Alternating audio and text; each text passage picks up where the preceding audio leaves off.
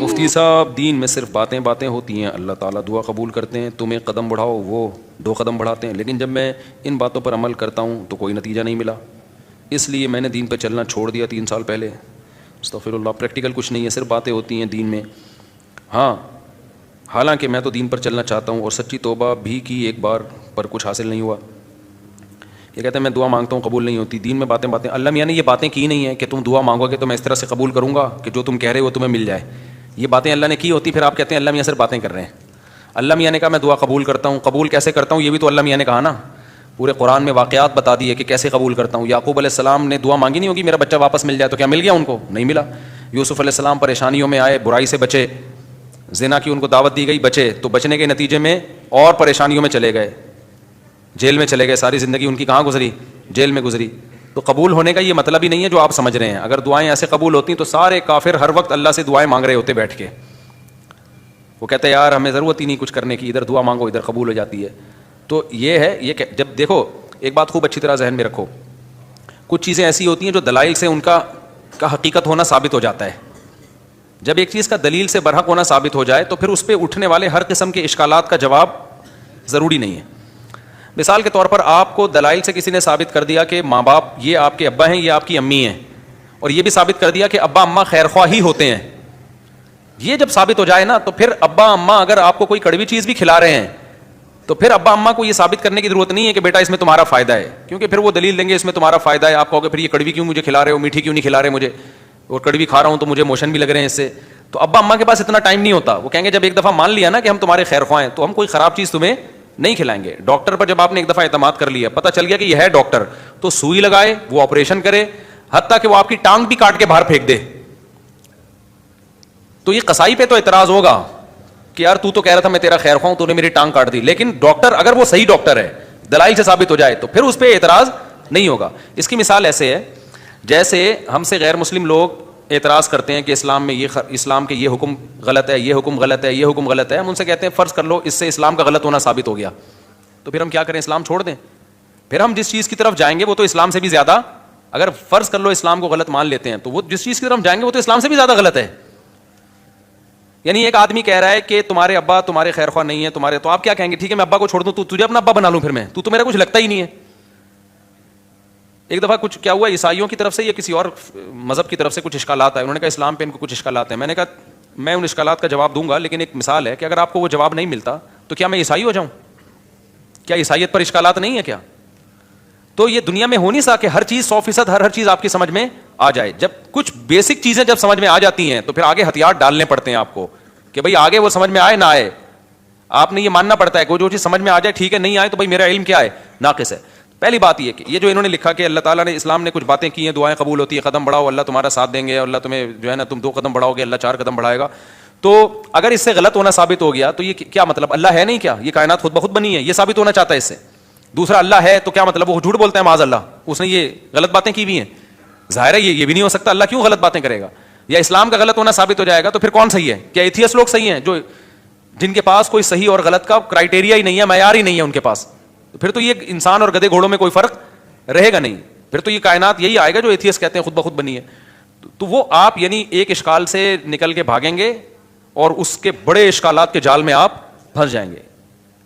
تبھی یہ جو ایتھیسٹ لوگ ہیں نا جو کہتے ہیں کہ ان کی سمجھ میں یہ نہیں آتا کہ یہ کائنات تو خود سے بن نہیں سکتی تو اللہ خود سے کیسے بن گیا، یہ بڑا اشکال دہرایا جاتا ہے۔ ہم ان سے کہتے ہیں کہ آپ کو یہ سمجھ میں نہیں آ رہا کہ اللہ ہمیشہ سے کیسے ہے، اور اس کی بیس پہ آپ اللہ کا انکار کر کے اس کائنات کو ہمیشہ سے مان رہے ہو، یہ سمجھ میں آ رہا ہے آپ کے کہ یہ ہمیشہ سے ہے، حالانکہ یہ زیادہ بڑا اعتراض ہے۔ یہ تو مادی چیز ہے، اس میں تو چینجر کے بغیر چینجنگ نہیں ہو سکتی، تو کریٹر کے بغیر یہ کریٹ کیسے ہو گئی؟ تو جب بھی کوئی اسلام پہ اعتراض کر رہا ہوتا ہے نا، ایک اعتراض کر کے وہ اس سے بڑے اعتراض کے جال میں پھنس رہا ہوتا ہے، تو آپ کو اپنی عقل کے گھوڑے وہاں روکنے پڑتے ہیں۔ آپ کہتے ہو یار کچھ چیزیں ایسی ہیں جو جہاں عقل ہماری رسائی کرتی ہے، اور کچھ چیزیں ایسی ہیں وہاں ہمیں ہتھیار ڈالنے پڑتے ہیں۔ تو یہ نہیں ہو سکتا کہ کائنات خود سے بنی ہے، یہ بھی نہیں ہو سکتا کہ جس نے بنایا ہے اس نے انسانوں کو آزاد چھوڑ دیا ہو، کوئی ہدایت نہ دی ہو، اور یہ بھی نہیں ہو سکتا کہ وہ ہدایت اسلام کے علاوہ کوئی اور ہو، کیونکہ وہ قانون ہمیں ہدایت اسلام میں ہی ملتی ہیں، اس کے علاوہ کہیں اور نہیں ملتی۔ اب اگر اسلام ایک بات کہہ رہا ہے تو اس کا ظاہر آپ کی سمجھ میں نہیں آ رہا تو بھائی پھر آپ دوسری آیتیں اور دوسری احادیث اور قرآن کی دوسری آیتیں ملا کے دیکھو گے تو آپ کو اس کا مطلب سمجھ میں آئے گا. اللہ نے یہ باتیں کی ہی نہیں ہے. جو کہہ رہے ہیں نا اسلام تو باتیں کرتا ہے, عملی طور پر تو کچھ نظر نہیں آتا. یہ بہت سے لوگوں کو اشکال ہوتا ہے, کتنی زیادہ تر عاشقوں کے ساتھ ایسا ہوتا ہے. ایک عاشقہ تھی, ڈاکٹر پہ عاشق ہو گئی تھی. یہ 10 سال پرانی بات ہے, اب سمجھ میں نہیں آئے گا کس کی بات ہو رہی ہے. اس نے مجھے بتایا, میں اللہ سے دعائیں مانگ مانگ کے تھک گئی. وہ ہاؤس جاب میں اس کے ساتھ جاب کرتا تھا نا, وہ لڑکا بھی ڈاکٹر بنا تھا, یہ بھی ڈاکٹر بننی تھی. مجھے اس سے عشق ہو گیا, میں دعائیں مانگ مانگ کے تھک گئی, اللہ دے ہی نہیں رہا. تو کہاں ہیں وہ دعائیں, کہاں ہیں وہ سب چیزیں جو اللہ نے وعدے کی ہیں؟ تو کچھ بھی نہیں ہے, ایسی باتیں ہیں. کچھ لوگ کیا کرتے ہیں, ہمارے محلے میں ایک صاحب بیمار ہو گئے تو ان کو کسی نے بتایا کہ یہ وظیفہ پڑھو, قرآن کی یہ آیتیں پڑھو, ٹھیک ہو جائیں گے تمہارے ابا. وہ سارا دن پڑھتے تھے, آیت کریمہ بھی پڑھی, وہ پھر ابا کا پھر بھی انتقال ہو گیا. اور انتقال بھی ایسے ہوا کہ ڈاکٹروں نے کہا تھا کہ احتیاطاً آپریشن کروا لیں آپ. ویسے وہ ٹھیک ٹھاک تھے, احتیاطاً آپریشن کے چکر میں گئے اور نکلے ہی نہیں آپریشن تھیٹر سے ہی. ان کی ڈیڈ باڈی ہے, اچھے بھلے ہنستے کھیلتے گئے تھے, وہ آپریشن ہی ناکام ہو گیا. تو انہوں نے کہا ہم نے تو اتنے وظیفے پڑھے. تو بھائی اللہ میاں نے اگر یہ کہا ہوتا نا کہ میں دعا اس طرح سے قبول کروں گا کہ جس کو ٹھیک ہونے کی دعا مانگو گے ٹھیک ہو جاؤ گا, تو پھر لوگ مرتے کیا؟ پھر تو انسان کی عمریں سب کی 90 سال لازمی عمر ہوتی, کیونکہ کون بوڑھا نہیں ہے جس کے لیے, کون بیمار نہیں ہے جس کے لیے پیچھے دعائیں نہیں مانگی جاتی.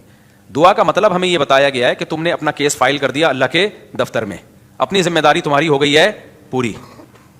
بڑا آفیسر بیٹھا ہوتا ہے نا, تو آپ جاتے ہیں اس سے کوئی ریکویسٹ کرتے ہیں, کہتے ہیں بھائی یہ پروسیس ہے, اس کو فالو کرو, اور اپنی فائل یہاں ویزے کے لیے آپ نے اپلائی کر دیا نا, ٹھیک ہے, آپ کی ذمہ داری کیا ہو گئی, پوری ہوگی. آپ کو انٹرویو کے لیے بلایا جائے گا, ہم نے ویزا دینا ہوگا دیں گے, نہیں دینا ہوگا نہیں دیں گے. تو ہم نے اپنی ذمہ داری پوری کر لی ہے. باقی اللہ کا کام ہے, وہ اس طرح سے دعا قبول کرتا ہے یا اس طرح سے دعا قبول نہیں کرتا. لیکن اس نے کہا میں قبول کرتا ہوں, کیا مطلب؟ پھر اس نے قبول کرنے کا مطلب ہمیں بتایا ہے. بعض دفعہ میں وہی چیز تمہیں پکڑا دوں گا جو تم چاہ رہے ہو, بعض دفعہ اس کا کوئی آلٹرنیٹ میں تمہیں دے دوں گا, بعض دفعہ کوئی مصیبت آنے والی ہوگی وہ مصیبت میں تم سے ٹال دوں گا. کچھ بھی نہیں, آخری درجہ حدیث میں آتا ہے اس کے بدلے میں اجر دے دوں گا جو آخرت میں ملے گا تمہیں. اب جس کو آخرت پر ایمان ہوگا وہ مان لے گا, جس کو نہیں ہوگا تو اللہ کہتے ہیں جاؤ نہ مانو. پھر تو بدماشی تھوڑی اللہ کے سامنے کسی کی. کوئی کہتا ہے یار آخرت میں کیوں, مجھے دنیا میں چاہیے. اللہ کہتے ہیں تم آخرت کو نہیں مانتے تو جاؤ تم. تو یہ اللہ میں باتیں یہ والی کی ہیں جو میں آپ کو بتا رہا ہوں. ان باتوں میں اللہ پورا نہ اتر رہا تو پھر آپ بات کرو. اور یہ بھی آپ کی بات ہے کہ آپ کو پوری ہوتے ہوئے نظر نہیں آ رہی. ہم نے اپنی زندگی میں اپنی دعاؤں کو پورا ہوتا ہوا, میرے کتنے مسائل حل ہوئے ہیں الحمدللہ. آج تک جتنے مسائل میں نے اپنے آپ کو ڈالا ہوا ہے آپ سوچ سکتے ہو, جتنی ذمہ داریوں میں ڈالا ہوا ہے نا ہم نے اپنے آپ کو. ہمارے تو سارے مسائل بھائی دعاؤں سے ہی حل ہو رہے ہیں. سارے مسئلے اللہ کا شکر ہے ہمارے دعاؤں سے حل ہو رہے ہیں. بلکہ مجھے تو ڈر لگتا ہے کہ اللہ ہم سے کہے گا تمہارا عمل تو کچھ بھی نہیں ہے, سارے مسئلے ہم نے تمہارے کیا کر دیے, حل کر دیے. تو یا تو بھائی آپ نے کچھ ایسے مسئلے بنائے ہوئے ہیں جو مسئلے ہیں نہیں, وہ آپ کے اپنے بنائے ہوئے مسئلے ہیں, یا پھر آپ نے اللہ پر کو یہ جو ہم کہتے ہیں نا یہ کروں تو یہ پورا ہو جائے, اس کا مطلب اللہ آپ ہیں اور اللہ کیا ہے, آپ کا بندہ ہے. پھر وہ اگر آپ یہ چاہتے ہو نا میں یوں کہوں اور اللہ یوں کر دے, تو پھر تو اللہ آپ بن گئے نا بھائی. جس کا آرڈر چلتا ہے, جس کی بات 100% مانی جاتی ہے, باس تو وہ ہوتا ہے. کیا خیال ہے؟ تو پیغمبروں کی سیرت, قرآن نے جو اتنی لمبی لمبی سیرت بیان کی, موسیٰ علیہ السلام کے بارے میں بتایا کہ بنی اسرائیل کو وعدے کرتے رہے کہ اللہ تمہیں غلبہ دے گا, اللہ تمہیں. بنی اسرائیل نے ایک دن تنگ آ کے کیا کہا ہے, اوذینا من قبل ان تأتینا ومن بعد ما جئتنا, اے موسیٰ تیرے آنے کا کوئی فائدہ نہیں ہوا. آنے سے پہلے بھی ٹینشن تھی, آنے کے بعد بھی ٹینشن. موسیٰ علیہ السلام نے کیا کہا, عسیٰ ربکم ان یرحمکم, امید ہے اللہ رحم کرے گا, امید ہے اللہ کیا کرے گا, رحم کرے گا. اور بالکل اینڈ میں لے جا کے نا جب بنی اسرائیل نے کہا اب تو مر ہی گئے, بالکل دریا کے کنارے کھڑے ہوئے کہہ رہے اب تو بس مارے گئے. موسیٰ علیہ السلام اس وقت بھی کیا کہہ رہے ہیں, بھائی اللہ میرے ساتھ ہے. اس وقت یہ بھی نہیں کہا مدد کرے گا, ساتھ ہے, جو ہو رہا ہے ہمارے حق میں بہتر, بھلے شہادت دے دے یہاں پہ, ٹھیک ہے نا, بھلے شہادت دے دے, لیکن میرے ساتھ اللہ ہے, میں اس کو ناکامی نہیں سمجھتا. جو بھی میرے ساتھ ہو رہا ہے میں اس کو ناکامی نہیں سمجھتا. تو صحابہ کرام تو جنگوں میں شہید ہوئے ہیں, اور شہادت سے پہلے کیا کہہ رہے ہیں, فزتو ورب الکعبہ, رب کعبہ کی قسم ہم کیا ہو گئے, کامیاب. حالانکہ وہ تو 100% ناکامی ہے. جو آدمی موت کے منہ میں جا رہا ہے اس کے تو سارے پروگرام ہی ضائع ہو گئے نا, اس کے تو سارے ویژن کی ایسی کی تیسی ہو گئی. لیکن وہ مرتے ہوئے کیا کہہ رہے ہیں کہ ہم کامیاب ہو گئے. وجہ کیا ہے کہ بھائی جو اللہ اب ہمارے ساتھ کر رہا ہے ہمیں یقین ہے کہ وہ ہمارے حق میں بہتر ہی ہو رہا ہے, ہمارے حق میں برا نہیں ہو رہا. تو آپ کو اپنے آپ کو اللہ کا بندہ بنا کے زندگی گزارنی ہے. جس طرح سے ابھی آپ چاہتے ہیں پوری کرنا چاہ رہے ہیں نا, اس کے لیے اللہ نے جنت رکھی ہے, وہاں بٹن دباتے ہی سب کچھ ہو جائے گا, صحیح ہے نا. وہاں دعا کا ظاہر قبول ہوگا. وَلَكُمْ فِيهَا مَا تَشْتَهِي أَنفُسُكُمْ, اللہ نے جو باتیں کی ہیں نا, کہہ رہے ہیں اللہ جو باتیں کرتے ہیں وہ ہوتی تو نظر نہیں آ رہی. اللہ نے جنت کے بارے میں یہ باتیں کی ہیں, وَلَكُمْ فِيهَا مَا تَشْتَهِي أَنفُسُكُمْ, جو چاہو گے وہ تمہیں ملے گا. دنیا کے بارے میں اللہ نے یہ کہا نہیں ہے, جو اللہ نے باتیں کی ہیں دنیا کے بارے میں وہ سورہ بنی اسرائیل میں ہے. اللہ تعالیٰ فرماتے ہیں کہ من کان یرید العاجلۃ عجلنا له فیہا ما نشاء لمن نرید.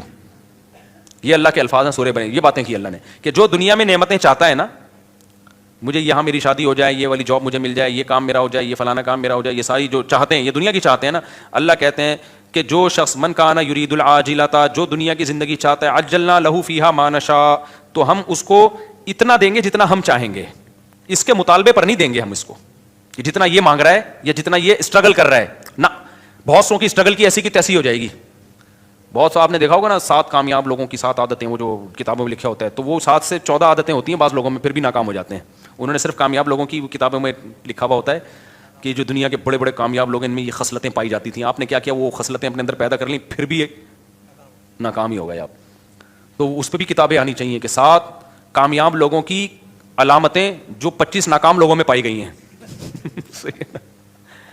تو اللہ میاں نے جو باتیں کی ہیں, جو یہ کہہ رہے ہیں اللہ میاں صرف باتیں ہی کرتے ہیں, پورے تو ہو نہیں رہے, تو اللہ میاں نے جو باتیں کی ہیں دنیا کے بارے میں, جو اللہ میاں نے باتیں کی ہیں, من کانا یرید العاجلۃ, اللہ کہتے ہیں جو دنیا کی نعمتیں چاہے گا, عجلنا لہ فیہا ما نشاء, ہم اس کو دنیا میں دے دیں گے جتنا ہم چاہیں گے, جتنا یہ مانگ رہا ہے, جتنا یہ چاہ رہا ہے. اگر ایسا ہوتا تو زرداری 5 سال کے لیے صدر بنتا, پھر اگلے 5 سال کے لیے پھر دوبارہ زرداری صاحب نے بن جانا تھا, اگلے سال کے لیے بھی سارے ہی بن رہے ہوتے صدر, اور سسٹم نہ چلتا جو ابھی ہماری کنٹری میں کیا چل رہا ہے, سسٹم چل رہا ہے. دوسرا اللہ فرماتے ہیں لمن نریدو, فرمائے یہ تھوڑا بھی اس کو ملے گا جس کو ہم چاہیں گے, جتنا ہم چاہیں گے, جس کو ہم چاہیں گے. یہ ہے یہاں پہ دنیا کی بات. آخرت کی اللہ فرماتے ہیں ومن اراد الآخرۃ وسعى لها سعيها وهو مؤمن فاولئک کان سعیهم مشکورا, جو آخرت چاہے گا اور اس کی قواعد پورے کرے گا, ان کو ان کی محنت سے یقینی بھی ملے گا اور زیادہ بھی ملے گا. اب ان کا اگلا سوال دین کے بارے میں کہ میں تو توبہ کرتا ہوں, تو توبہ پہ بھی قائم نہیں رہتا, تو اللہ تو وہاں بھی مدد. بھائی یہ کہہ رہے ہیں میں گناہ سے توبہ کرتا ہوں پھر توبہ ٹوٹ جاتی ہے, تو اللہ تو مدد کرے نا, میں جب توبہ کروں تو قائم رکھنے کی توفیق دے مجھے. پھر یہ بہت سے لوگوں کے ساتھ ہوتا ہے یہ. بھائی آپ جو توبہ کر رہے ہو نا, توبہ ٹوٹ رہی ہے تو اللہ نہیں توبہ توڑ رہا, آپ نے خود گناہ کر کر کے اپنے آپ کو گناہ کا عادی بنا دیا ہے, لت پڑ گئی ہے آپ کو. اور جو بار بار گناہ سے توبہ ٹوٹتی ہے نا, یہ انہی کی ٹوٹتی ہے جو پہلی دفعہ جو گناہ کرتے ہیں وہ توبہ پہ قائم بھی رہتے ہیں. 25-26 دفعہ طبیعت سے گناہ کرنے کے بعد پھر توبہ کرتے ہیں, پھر کہتے ہیں توبہ ہماری کیا ہو جاتی ہے. جب آپ نے سٹے کا عادی بنا دیا اپنے آپ کو, تو پھر تو آپ کا دل للچائے گا نا. تو یہ الزام اللہ کو کیوں دے رہے ہو, یہ تو آپ کا جرم ہے, خود اپنے آپ کو عادی بنائے. تو جتنا گناہ کرنے میں مزے اڑائے ہیں, اب چھوڑنے میں اسٹرگل بھی اتنی ہی کرنی پڑے گی. ایک بات. دوسری بات یہ کہ آپ گناہ سے توبہ صحیح طرح سے کر نہیں رہے. بعض دفعہ گناہ سے توبہ کرتے ہیں, اس کے جو گناہ کے قریب لے جانے والی چیزیں ہوتی ہیں نا, وہ نہیں چھوڑ رہے ہوتے, وہ نہیں چھوڑ رہے ہوتے. اب کسی کو عادت پڑ گئی ہے فحش فلمیں دیکھنے کی, تو بھائی بند کمرے میں کمپیوٹر کیوں رکھ رہے ہو آپ اپنے آپ کو بزی کیوں نہیں کر رہے, آپ شادی کیوں نہیں کر رہے, اور اگر شادی کے بعد بھی عادت چھوٹ نہیں رہی ہے آپ کی, تو آپ اپنے اوپر سزا کیوں متعین نہیں کر رہے. آپ گناہ کرتے ہو تو سزا تو دو نا اپنے آپ کو, ایسے کیوں چھوڑ رہے ہو آپ اپنے آپ کو. آپ کا بچہ ایک دفعہ غلطی کرے گا, 2 دفعہ, پھر تیسری دفعہ میں آپ کیا دو گے, سزا دو گے نا آپ اس کو. فوج میں ایک غلطی ہوگی, فوجی دوسری غلطی کرے گا, پھر کورٹ مارشل ہوگا اس کا. دنیا میں کہیں بھی وداؤٹ پنشمنٹ جو ہے کہیں بھی سسٹم نہیں چلتا. سسٹم تو چل سکتا ہے, سسٹم نہیں چلتا. تو آپ گناہ کو چھوڑنے کی پراپر کوشش کرو. بڑے بڑے لوگ, 100 آدمیوں کے قاتل نے پکی ڈھکی توبہ کر لی تھی, جس کو قتل کی عادت پڑ گئی تھی. بڑے بڑے لوگ ولی اللہ گزرے, سارے ہم پیدائشی ولی اللہ تھوڑی تھے. تو خاندانی طریقے سے گناہ سے توبہ کی کوشش کرو. اس کا فائدہ کیا ہوگا, ایک دم نہیں چھوٹے گا تو آہستہ آہستہ چھوٹ جائے گا. اور دوسری بات یہ کہ جو اللہ کہہ رہا ہے کہ میں تمہارا ہاتھ تھاموں گا, اس نے تھامنے کا مطلب کیا بتایا ہے. اس نے کہا توبہ کر لو نا, معاف کر دوں گا. اس سے بڑا آپشن اور کیا ہے, بھلے دوبارہ ہو جائے. صحیح ہے نا, دوبارہ ہونے سے پرانی توبہ کینسل نہیں ہوگی.